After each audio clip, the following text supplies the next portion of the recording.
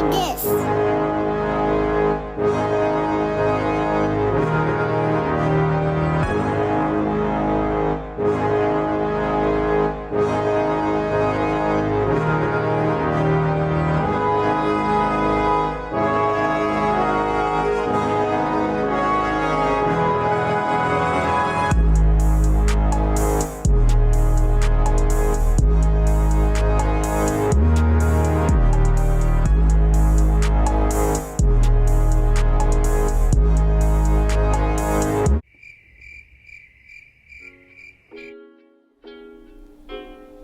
What's up, 24 gang? This is Elroy 24K. And to guys, I'm giving y'all a quick vlog about what I do for a living. Yes, I am a truck driver, as you can see. Don't mind that radio, man. They talk a lot of crap on that shit. But let me turn that down for a minute. Hold on. But yeah, man. Yeah. I drive trucks for a living. This is what I do for a living. I work 7 days a week as a truck driver, yard jockey for now. I used to do the over the road life, but you know, I don't like the lifestyle. It's dangerous out there when you get on that road. Not saying that I would not do it. It's just I choose not to. You know, right now, you know, I do like a yard jockey joint, so it's pretty easier when I'm just moving around the yard or whatever. At this place, and why go over the road when you making the same pay as an over the road driver? You feel me? So I don't see the point in it. Yeah, as you can see, I got the Crown Vic over there. Yeah, looking nice. Looking real nice over there. You know, that top a little bright though, but you know, I gotta do a little bit more body work on that. So a video coming on that whenever I get a chance to, you know, vlog about it. Hope you guys having what today is? Today is Monday. Yeah, Monday. Tuesday. Hope everyone having a good Monday. I think it's Monday. Well, whatever. Whatever day it is, hell. Yeah, don't mind my haircut. Just ain't cut it today, but I'm gonna end up probably doing that tonight. Give me another shape up. Yeah, I can see on that side. Yeah. But yeah, this is what I do, man. Right now, I'm currently in the yard jockey truck. Doing my thing out here in the yard, you know. Everything's slow paced right now. As you can see. Yeah. This is what I do. You know, gotta keep the grind up. Yeah. If you guys new to my channel, go check out my videos. I got my buddy's 2011 Crown Victoria on that. I know most guys probably Chevy guys, but you know, I'm a Ford man. But it depends on what type of Chevy, like Chevelles and Buick Regals. I fuck with Chevy too. You know, I'm not really, you know, stuck on one brand. But yeah, man, this is what I do for a living. Life as a trucker. And if you considering driving trucks, first thing to tell you, man, like the test, most people say is hard, but the test ain't hard at all, man. It just depends on how much you study. If you actually get in there and study for your test, you'll pass the test. And it don't take nothing but like 3 weeks. And see, I started with a company, US Express, when I first started driving trucks, so it was pretty much laid back. They gave me a Greyhound out there to St. Louis, Missouri, and that's when I got started at. But got my CDLs in 3 weeks, but it took like 7 weeks for them to, you know, there was so many people in the class, but it took like 7 weeks for me to actually get started and start working. So I went to a school in St. Louis, Missouri. If you're from St. Louis, you know at MTC Trucking School. That's where I started out at. And from there, shoot, I was like, I'd say about 5 years ago, because I've been driving trucks for like 5 years. Before I was driving trucks, I was working at a chicken plant and I did retail. I did all that stuff, man. You know, the money was decent, but it wasn't what I wanted in life. So I said I'm gonna get up and get my CDLs and make more money and more cash. You know, and yes, and that's why I've been here. You know, like I said, I ended up starting driving trucks. So after I left the chicken plant, after I got the chicken plant, I was like, damn. And I started seeing the trucks come in with the chickens and all that good stuff. I was like, man, I need to go and get my CDL. From the outside looking in, it looked easy, but it's a lot to this trucking, trucking and driving trucks and stuff. But like I said, it don't take long. It don't take long to get your CDLs. And how the test can go, I'm gonna break it down how the test gonna go. Okay, first you need to learn your general knowledge, your signs, and basically everything you learn when you start, driving like a regular vehicle, But it's more to it with the trucks because you gotta know general knowledge about the railroad tracks, and your test, it's like a 4 or either a 3-part test. And you have to pass that test. You got so many answers you can miss out on. I think it's like 5. No, it's 6 on general knowledge. I think it's like 5 on one of them, and it's like 3 on the last one. So you definitely got to know. You definitely got to have the knowledge. You definitely got to have the knowledge. And you got to, the books they give you, and is worded, the way it worded in the book is the way it's going to be worded on the test. But you might have like 3 right answers and 1 wrong answer. So your best bet when you take the test, eliminate the wrong answer. But you're going to have 3 right answers, and then you have to pick the best answer that fits to that question. So it can be real tricky, and that's why people mess up at. They see 3 right answers, and they pick the least or either the answer that is in the middle. All of them are right. You got a least right answer, you got a middle right answer, and you got the top right answer. I always choose the top right answer. If you're not sure, think about, it comes to common sense. You got to have common sense also. Common sense tell you, oh, that's definitely the right answer, but that's not what they're looking for. So you have to read up in the questions, and the question basically gives you the answer. You just got to catch them keywords inside the question for the right answer. Because more likely, it's going to say the least. They use words like this to trick you. What is the most, the least, what's the other word? It's another word for it. Pick the 2 right answers. You might have 2 right answers. You might have 2 right answers in one question, all that good stuff.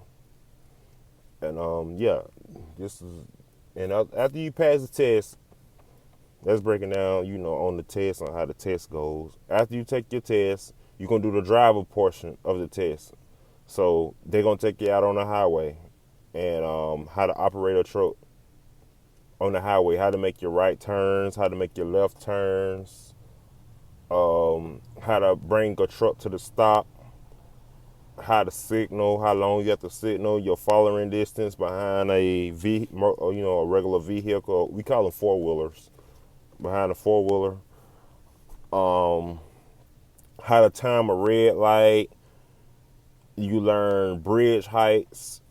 13.6. A truck can fit up on a bridge. 13.6 is the height of the trailer. But anything less than 13.6 or 13.6, you will not be able to fit up under.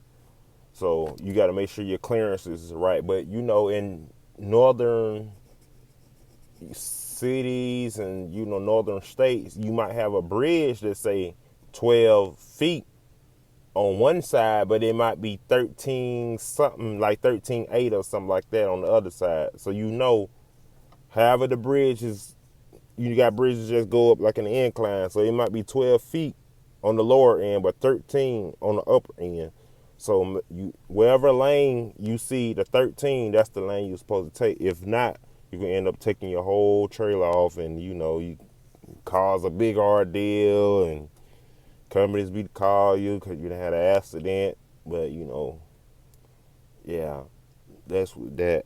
And yeah, after you get your CDLs, stuff like that, and I tell folks you got to have them. People tell you that you have to have that road experience, but it depends on how you take in the training. If you know you can operate a truck without a problem, you don't have to do all that road experience. Companies do that for they can make their money back, for they can make money.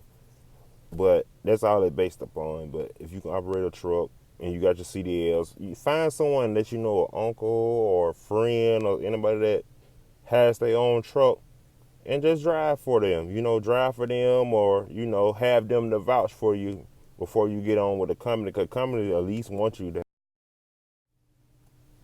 Yeah, company they at least want you to drive for them for like a year because they on the contract. Like I told you, it's a money thing. So yeah, that's pretty much how it goes. And once you get started, man, like trucking it comes second nature. Like if you want to be a truck driver or looking to be a truck driver, you can do it. It's more women getting into trucking nowadays. So if a woman can do it, a man can do it. Hell, it don't matter, you know.